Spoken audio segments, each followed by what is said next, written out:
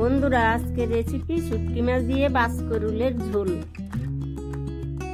শুটকি মাছটাকে ছোট ছোট করে কেটে নেব।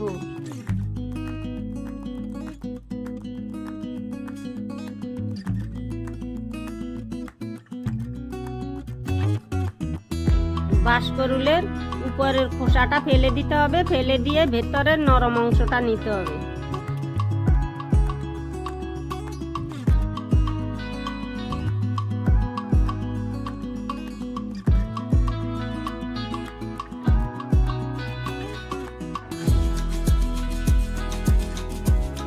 এবার ছোট ছোট করে কেটে নেব। কেটে নিয়ে ভালো মতন ধুয়ে সেদ্ধ করে নেব।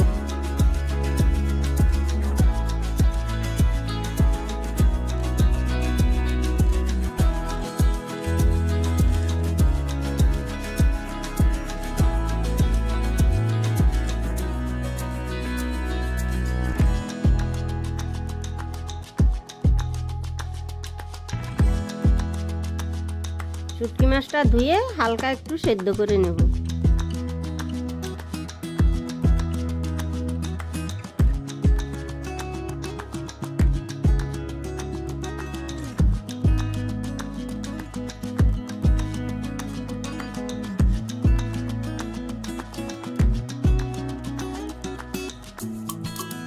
কড়াইতে তেল দিয়ে জিরে ফোড়ন দিয়ে পেঁয়াজ কুচি দিয়ে লাল লাল করে পেঁয়াজটা ভেজে নেব। তারপরে শুটকি মাছটা দিয়ে দেব।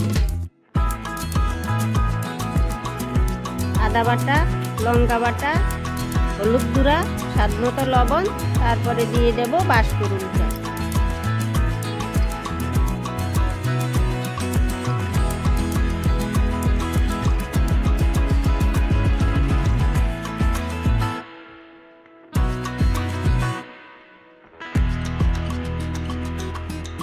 দিয়ে দেব অল্প জল।